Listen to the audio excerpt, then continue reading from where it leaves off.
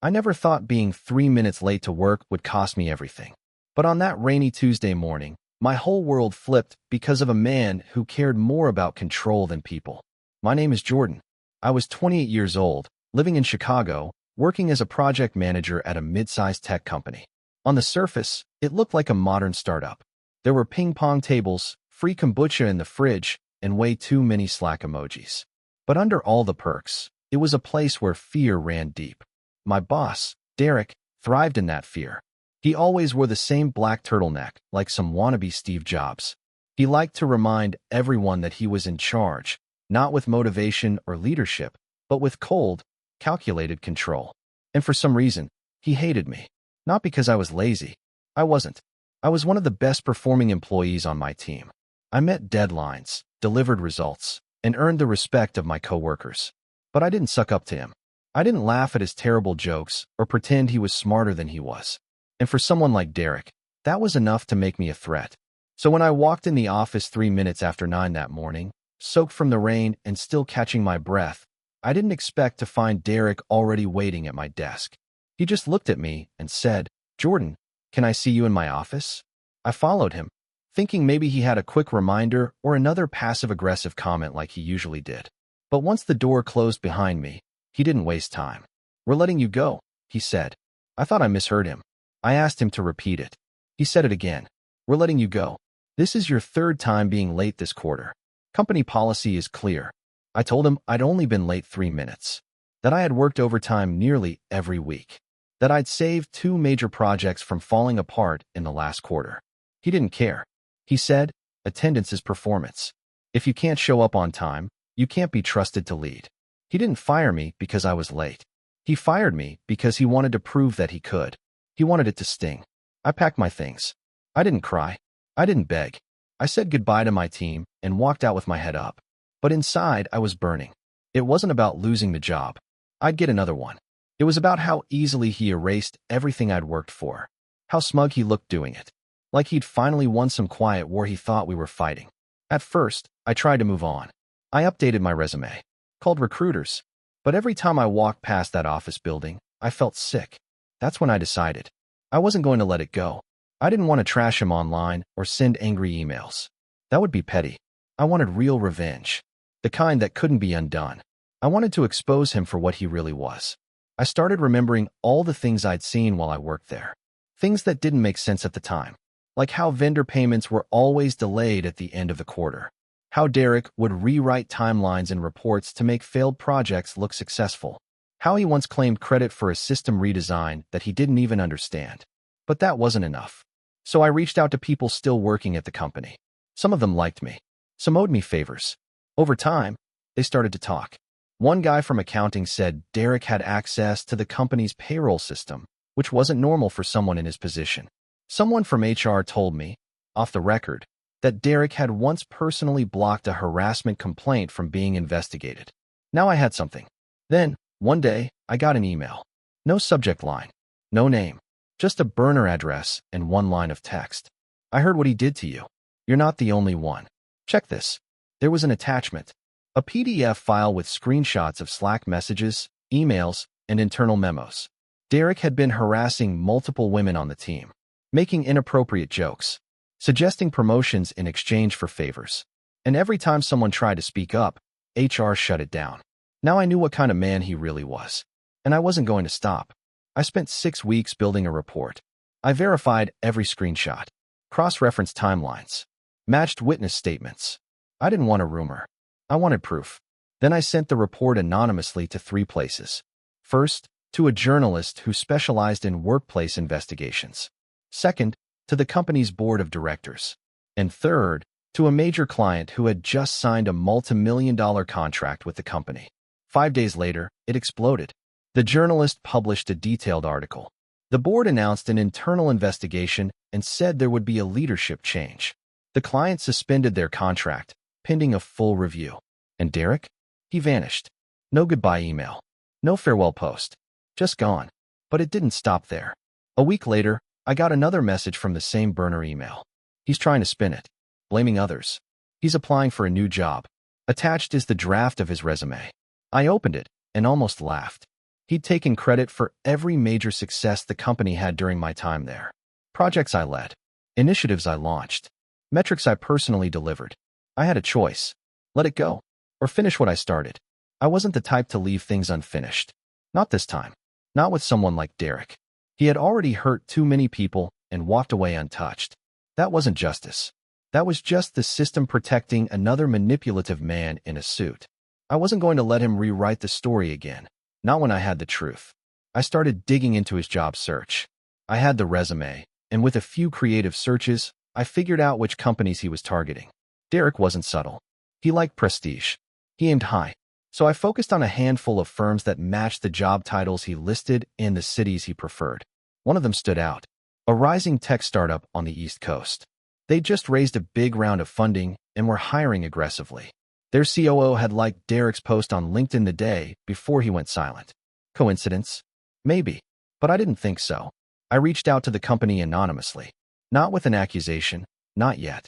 I asked if Derek was being considered for a leadership role. No response. So I waited a day, then sent a second message.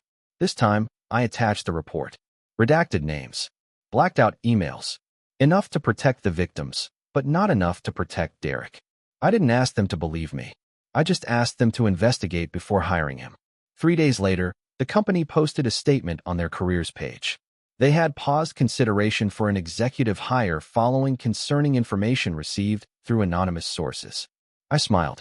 That wasn't a full takedown, but it was enough. He wouldn't be starting fresh without his past chasing him. But I didn't stop there. I began building something bigger, a timeline of Derek's entire career. Using public records, old company websites, archived versions of LinkedIn profiles, and interviews with former colleagues, I uncovered a pattern. Derek had changed jobs every 2 to 3 years. At least twice, he'd left suddenly. And in both cases, I found vague statements about mutual separation and personal reasons. Now I had a story. A real one. A man who climbed ladders by stepping on others, who built a career on credit stolen from people beneath him, who harassed women and silenced complaints, and who manipulated every system he entered until it broke under the weight of his ego. I compiled everything. Not just the harassment, not just my firing, but the financial manipulation, the fake reports, the vendor pressure tactics. I wasn't just exposing a predator. I was exposing a fraud.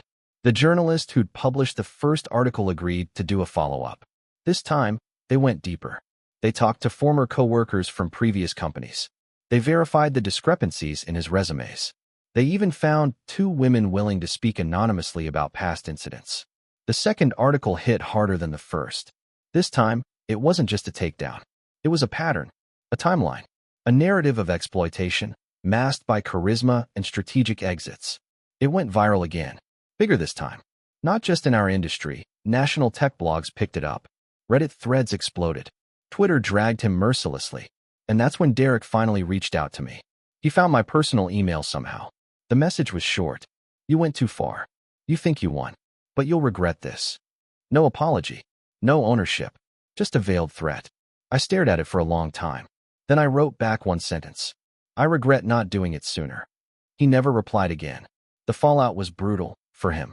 The company he'd just been fired from launched a full internal review and uncovered more misconduct. They were forced to issue public apologies to past employees. The board replaced the entire HR team. Legal investigations followed. And Derek? His name became a cautionary tale in industry Slack groups. Recruiters blacklisted him. Former coworkers came forward with more stories. One even started a blog dedicated to sharing resources for employees trapped under abusive leadership. She said my actions gave her the courage to speak up. As for me, I found a new job. One with a healthier culture, a real leadership team, and a mission I believed in. But that wasn't the reward. The real reward was knowing that I had stopped a monster from continuing his cycle unchecked. That I had turned his arrogance into a weapon and used it against him. People always say revenge doesn't solve anything. Maybe they're right. But sometimes, justice looks like revenge.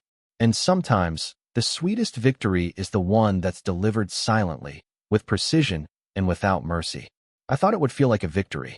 Like some kind of grand finale where the villain falls, the truth prevails, and I move on feeling lighter. But the truth is, when it was all over, when the articles died down, when the industry forgot his name, I didn't feel triumphant. I felt exhausted. Taking someone down like that, especially someone as manipulative and embedded in the system as Derek, takes something out of you. It's not just the work. It's the emotional weight, the pressure of doing it right, the knowledge that if I made one mistake, if even one piece of that evidence had been weak, he would have turned it back on me. That's how people like him survive. They know most people won't follow through. But I did. And now, weeks later, I was trying to figure out what came next. The new job was good, calmer, more honest.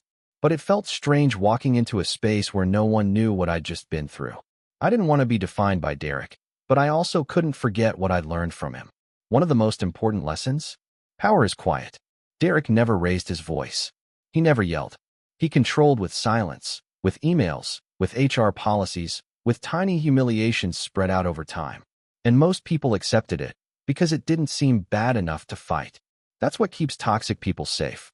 Plausible deniability. They know the line and they dance on it. But there's something else I learned. Courage is loud when it needs to be.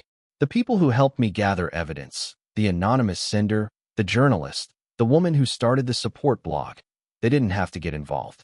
But they did, because they'd been waiting for someone to stand up first. Sometimes, justice needs a spark. And maybe that was my role. I wasn't trying to be a hero. I wasn't looking to change the world. I just wanted the truth to be louder than the lie. A few months later, something strange happened. I got a LinkedIn message from a stranger, a woman I'd never met. She said she'd read the articles. She used to work with Derek at a company from 5 years ago, before I'd even heard of him. She told me he did the same things back then. Manipulated reports, hit on junior staff, took credit for work that wasn't his. She said she always blamed herself for not speaking up. Then she thanked me. That message hit me harder than all the articles combined. Because for the first time, I realized this wasn't just about me. I thought I was settling a personal score. I thought I was ending a private war. But really, I was breaking a cycle. A few days after that, another message came in. Then another. One from a man who said Derek sabotaged his promotion. Another from a woman who left the company after being ignored by HR. People started to connect. I even heard that a small group of them started meeting online once a month, just to talk and share and support each other. None of this was part of the plan. I didn't expect any of it. But it showed me something powerful. One act of accountability can ripple out farther than you think. As for Derek, he stayed silent. His social media went dark. His name faded from press headlines. But every so often, I'd get a notification, someone viewed my profile. Someone with no name, no profile picture. I knew it was him. Watching, lurking, waiting to see what I'd do next. I never blocked him. I wanted him to see, to know that I wasn't afraid of him anymore, that I didn't need revenge to feel powerful, because I'd already won. Not with rage, not with destruction, but with truth. And now, when I walk into work, I hold my head higher. Not because I'm perfect, not because I beat some villain, but because I know what I stand for. I know what I won't tolerate. And I know what it feels like to face down the kind of man who thinks people are replaceable and show him that he was wrong. There's a strange kind of peace that comes after a storm. It's not the kind that makes you feel calm or settled. It's quieter than that. Heavier. Like the world's still turning, but you've stepped outside of it for a moment and realized just how much noise you were living through. That's how I felt in the weeks that followed the fallout. Derek was gone. The company was repairing itself publicly, trying to win back the trust it had lost. People were talking. Others were finally being heard. And me? I had become a kind of symbol without ever asking to be one. People saw me as brave, as a whistleblower, as someone who'd done what most wouldn't dare. But I didn't feel like any of that. I felt tired, not broken, not scared, just aware of how much energy I had spent fighting a man who had once had the power to control every part of my day. And that realization, that someone like him had once affected my mood, my self-worth, my job, my paycheck, it made me angry all over again. Not because I hadn't done enough, but because I had waited so long to do something at all. It wasn't until after everything blew up that I realized how many times I'd justified his behavior. How many times I told myself it wasn't worth the fight. That maybe I was overreacting. That maybe this was just the way things worked in corporate life. That's what scared me the most. Not Derek, but how easy it had been to live under his thumb and call it normal. And that's when I decided to do something more. Not for him, not against him, but for the people like me who were still stuck in places like the one I'd escaped. I started writing. Nothing fancy, just blog posts, Medium articles, honest stories about toxic leadership, red flags, manipulation in the workplace. I didn't name names. I didn't have to. The stories were universal. Too many people had lived through versions of the same thing. At first, only a few people read them. Then one post went semi-viral. It was titled, "The Boss Who Fired Me for Being Late," and taught me everything about power. In it, I laid out the story, not the revenge, not the downfall, but the lesson. What it felt like to be dismissed, erased, and then to rise anyway. The comments section exploded. People shared their own stories. People said they felt seen. Some even said they printed the article and used it as motivation to finally quit their jobs, to finally report a manager, to finally trust what their gut had been telling them all along. That's when I realized something important. My story wasn't just about one man. It was about a system, a mindset, a disease in the workplace culture that let people like Derek grow unchecked because they looked successful on paper. It wasn't enough to expose him. I wanted to expose the pattern. So I started a newsletter. Once a week, I'd send out stories, tips, advice, some of it mine, some submitted anonymously. It wasn't about drama. It was about recovery. About rebuilding your confidence after someone spent years grinding it down. About recognizing manipulation dressed up as leadership. About saying no to fear. The subscriber count grew slowly, but it grew. And every time I thought about quitting, about going back to just doing my job quietly and living a peaceful life, I get a message from someone who said, "This helped me leave," or "I didn't think anyone else had gone through this," or "Your words made me feel less alone." That was the real impact. Not the articles, not the headlines, not even the justice, but the connection. The reminder that we're never as alone as we think we are when we're stuck under the weight of someone else's ego. I don't know where Derek is now. I don't care. I don't track him. I don't need to. Because the truth is, I stopped fighting him a long time ago. Now I'm fighting the idea of him. The idea that people like him are untouchable. That silence is safer. That nothing ever changes. I used to think revenge was about making someone pay for what they did. But now I know revenge is living so far beyond their reach that they disappear in the rearview mirror. And you don't even bother looking back. It's strange how something that once consumed you can eventually become just a chapter. A story you carry, but no longer live inside. That's what Derek became. Not a villain I obsessed over. Not a ghost haunting my every step. Just a lesson I'll never forget. The fallout from his exposure settled. The headlines faded. People moved on, like they always do. But the ripple effects never really stopped. I still get the occasional message. Sometimes from people I worked with. Sometimes from complete strangers. They don't ask for gossip. They ask for guidance. How did you know it was the right time to speak up? Weren't you afraid? What if no one believed you? And I always tell them the same thing. I didn't know. I was afraid. And I expected no one to believe me. But I did it anyway. Because the moment I realized silence was what protected him, not power, not charm, not authority, just silence, I knew I couldn't stay quiet anymore. It wasn't about being brave. It was about being done. Done watching good people suffer. Done letting someone else control the narrative. Done pretending that integrity and fear could live side by side. That decision changed everything. It gave me back something Derek tried to take, my sense of self, my confidence, my voice. And it gave others permission to find theirs too. I never asked to be the person who brought him down. I didn't set out to become a symbol of anything. I just wanted the truth to matter. But now, looking back, I see the power in that choice. Not the drama, not the takedown. The decision to stand up, even when you're shaking. To keep going, even when the outcome is uncertain. To trust that doing what's right will, eventually, lead you somewhere better. It did for me. Today, my life is different. Quieter, in a good way. I still work in tech, but I pick my teams carefully. I ask better questions in interviews. I listen closely when people talk about culture. I make sure the younger folks on my team know they can speak up, and that I'll have their back if they ever do. I no longer measure success by titles or salaries or who answers my emails the fastest. I measure it by how I feel walking into a room. If I feel safe. If others feel safe around me. If respect is real, not just part of the brand. That's what I gained. That's what matters now. As for revenge, I think about it sometimes. That word, how it drove me at the start. How it made me feel like I was finally taking control.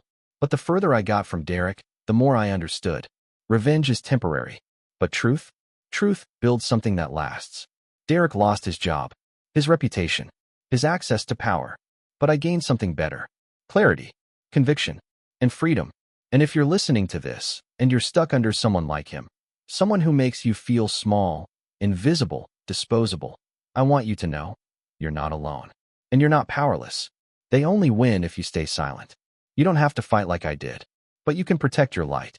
You can speak. You can choose you. Because sometimes, the sweetest revenge isn't what you do to them. It's who you become after they're gone.